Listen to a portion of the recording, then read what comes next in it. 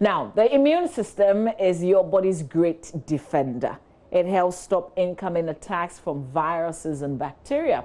It helps your cells bounce back after illness. That's why, especially when viruses and bugs are making the rounds, you should pay attention to your immune system. One of the best ways to care for your immune system and help make it stronger is with food, but not just any food. Our focus today is on eggs. Adequate protein intake is important to support immune response and are a great way to do this since they also contain nutrients. So let's talk about eggs. And you've heard that eating eggs enables your immune system to be really, really strong and also protects you from viruses and bacteria. So joining us via Zoom for a conversation on eggs is Everything Eggs is Nana Ajay. She's a registered dietitian. Good morning to you. Thank you for joining us. Good morning. Great. Good morning, Mama B. Yes, good morning. Do I get the sense that we're going back and forth with the usefulness of eggs? Sometimes you are afraid to eat more than one? Yes, I think we are making progress, really, because the doubt was created by some myths that were around. Unfortunately, science sometimes it's not very straightforward because research keeps going on. Science changes, findings come out. So till recently, a few years ago, when it was established that eggs do not affect our health in the way we had always thought they were affecting us, people were quite skeptical about egg intake, but we are making progress. So now we can eat as plenty, is that it? Like you can just any amount that you can, your system can take? Well, that depends. So for most people, about 70% of people, your body will not respond to the dietary cholesterol. That's the cholesterol that is in the egg. So for about 70% of people, we are safe with eating as many eggs, if I'll put it that way. However, you may not know if you are part of the 30% that will be, we call them hyper-responders to dietary cholesterol. So we say that to stay safe, it's better if you are sticking to 1 yolk per day. But for the egg whites, it's just protein, so you can do as many as you want. So if you want to do your chibom, restrict yourself to 1 yolk and then add as many egg whites as you want. So the problem is the yolk?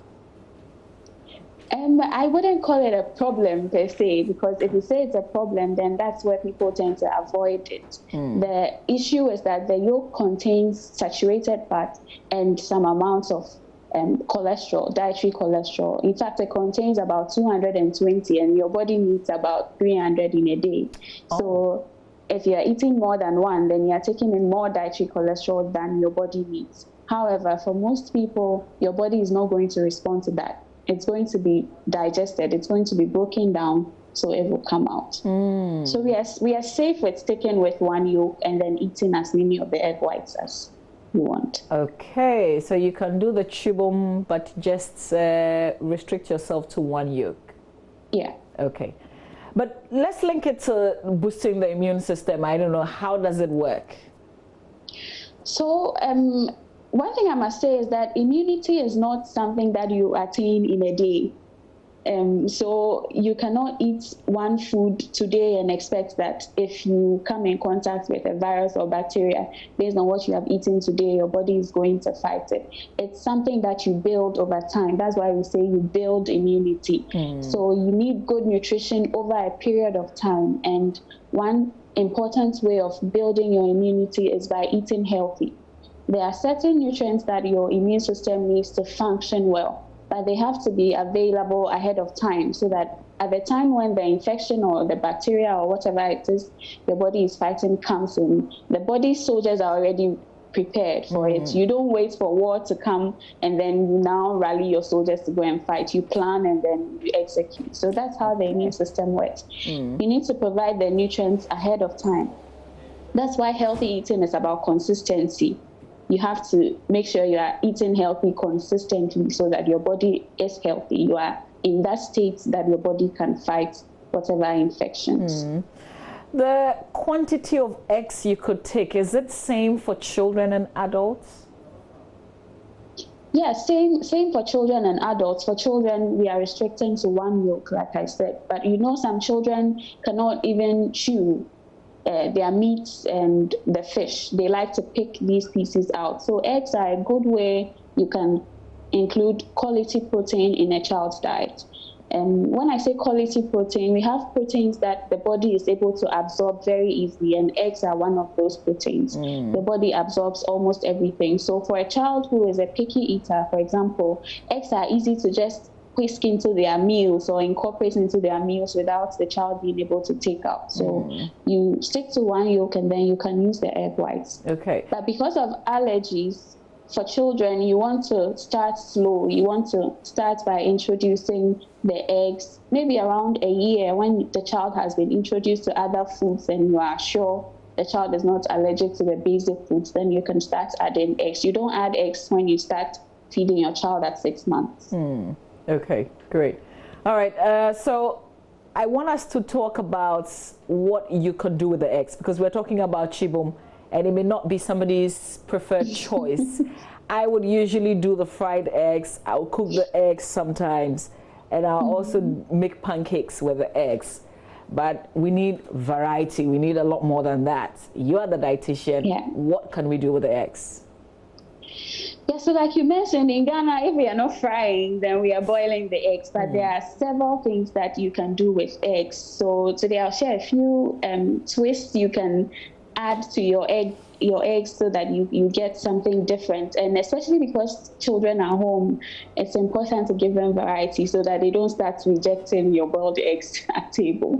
Okay, so one twist you can put on the traditional fried egg is to do what we call a cloud egg. So cloud eggs look like clouds. They have a white, fluffy appearance, and you achieve that by whisking just the egg white. So when you crack the egg, you separate the yolk from the egg white. Then you add some salt to the egg white, and then you need a whisk or a handheld mixer to do that. Okay. So you whisk the white part, because that's the image showing. When you whisk it, over time, it becomes firm and it blows up and it has a shiny appearance on top. So once you get that, yes, you'll be able to scoop it out easily. So you spread a tray, an oven tray with some parchment paper, and then you scoop the white part on the tray, and you make a hole in the center with a spoon. And then you just pop it into the oven for about 3 minutes. You take it back out and put the egg yolk in it. So this is the way the white people usually like their egg yolks. They like it runny. But if you want it firm, like a lot of us prefer, you can keep it in the oven for a longer time and the yolk becomes firmer. But if you cook it for a very long time, the yolk is not going to appear this yellow. The color is going to change, because then it will overcook. Okay, I like this twist, but do you put the bread in the oven, or this is toasted separately? This is toasted separately, so you just put the cloud egg on top. Fantastic. Another way you can, if it's adults that are eating it, you can chop some herbs. You can use basil, what we call apokobesa. You just chop some, or if you have parsley, you can chop some, mix it in the white part when it's ready and stiff, and then you bake it. Okay, and you keep it in the oven for how long? Just about 3 minutes before you put in the yolk and 3 minutes after. So it's just about 6 minutes. It's a fast dish to prepare. I'm going to try it this weekend. Okay. All right. What else can you make? And then you can make a French toast. So if you know what a French toast is, it's just the bread soaked in a mixture of your eggs and milk. Or if you are the fit farm type, you can use yogurt instead of the milk.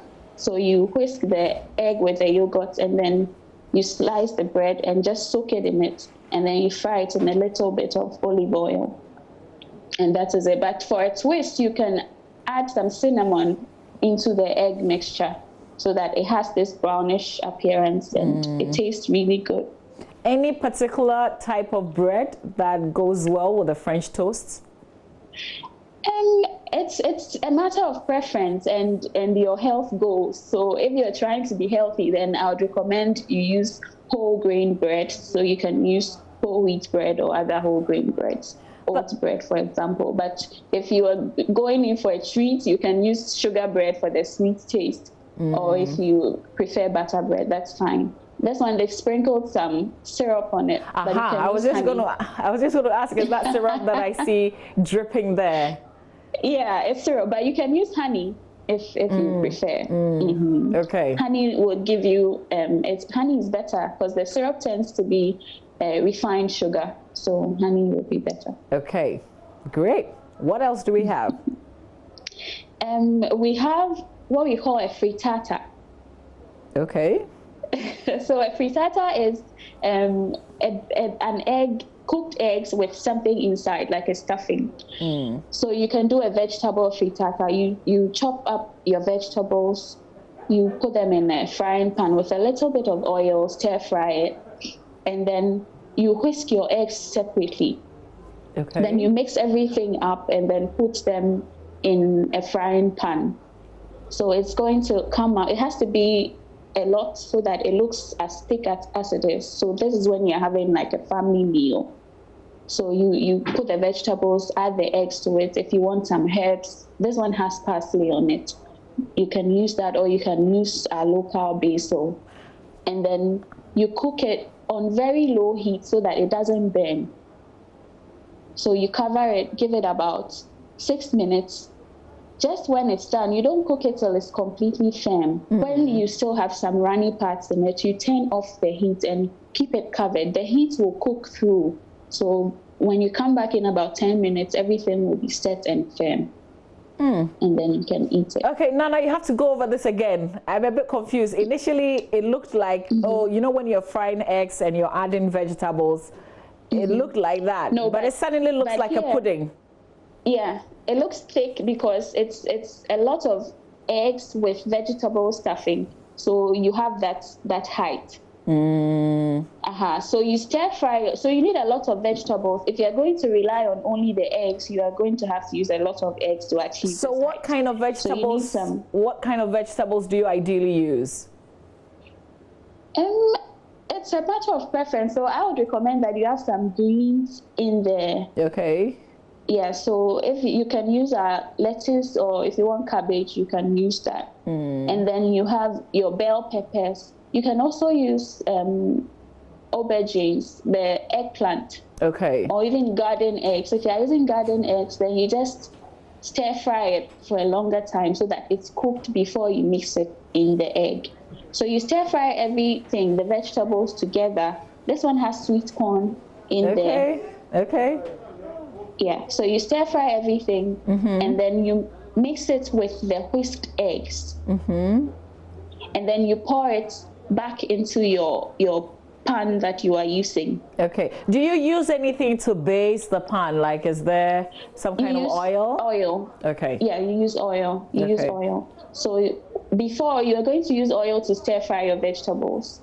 And then you pour the vegetables into a bowl, whisk your eggs, pour it over it, add a little bit of salt. If you want pepper, you can add pepper, the powdered one, or you just chop your chili peppers and add it. And then you mix everything up, and then your pan would have some oil already. If it doesn't have, you can add a few drops, and then you pour everything back on low heat. Then you cover it for about 6 minutes. Okay. And then you turn off the heat while some parts are cooked and some parts are still runny. Then you leave it so that the heat will cook through for about 10 more minutes. Okay. Wow. Yeah. I like this. I like this. Is there anything else? Yes, you can also do deviled eggs. Deviled eggs? Yes. Okay. So deviled eggs are eggs with the yolks scooped out and some sort of filling in there. Usually, if you are eating deviled eggs in a restaurant, for example, it has a lot of calories because they add mayonnaise, butter, and a lot of other things. But you can make your own healthier deviled eggs using avocados. Okay. So this has the avocados. You scoop the avocado fruit into a bowl. Then you boil the eggs. You have to make them hard boiled so that you can scoop the yolk out. So you take the yolks out, add it to the avocado, and then you can add a bit of yogurt if you have. If you don't have, that's okay. If you have lime juice too, you can squeeze a little bit of lime juice in there, and then you just use a fork to beat everything so that you get a paste like is shown in the picture. Then you use a spoon. It depends on how you want the appearance to be. You can use a spoon if you want a quick thing, then you just scoop into the eggs and you eat it. Or if you want it to look fancy like the first picture that was shown, then you have to use a plastic bag. You put the paste in a plastic bag, and then you cut the end with scissors so that you can pipe the filling into the eggs to get a nice appearance. I think that's more fancy. I like that. Yeah. Yeah, it's more fancy, and you can put some of your herbs on it like was shown in the picture. Yeah. Okay. Lala. And then the last one is you can do stuffed bell peppers. Okay. So what we like to call sweet peppers in Ghana, you can actually fill them with vegetables and eggs and bake them. So just like you will be doing your frittata, you stir fry the vegetables. Then this time you scoop the vegetables into the bell pepper. So you cut it in half, take the seeds out, and then you pour your vegetables in there. You break an egg onto it, and then you put some cheese, grated cheese on top, and you just bake it. But you have to cover this with aluminum foil so that the top doesn't burn. Okay. And you have a dish ready to go. Are you baking this for how long? You can give it about 10 minutes. If you overcook it, so you have this one, you have to keep checking on it so that it doesn't wilt too much. If the pepper overcooks, it becomes very soft and it falls apart. So you just have to keep an eye on it. Once the top looks firm, it looks white, you know that it's cooking well. And then, but basically in about 10 minutes, it should be done. At about 180 degrees in the oven. I like everything you've shared with us this morning. Yeah. I hope you try them. They're all tasty and they're healthy. I tried to share healthy recipes because for a lot of us, we are home. We are not moving around. True. So if we are going to be indulging in a lot of unhealthy stuff, we will come out and we will all be bloated. You're right. Yeah, so. And the kids get bored doing, eating the same stuff the same way. So, well, thank you very much for sharing these alternatives with us. I love it. I'll let my viewers also try it, and then we'll give you the feedback. But sure, definitely. Yeah. So that's Nana J. She's a registered dietitian joining us and telling us about the effectiveness of eggs, the role it plays in boosting your immune system, but also what else you can make with eggs. So don't do all chibum, chibum, chibum all the time. Do something new. Yeah. Stay with us. We've got show business coming your way.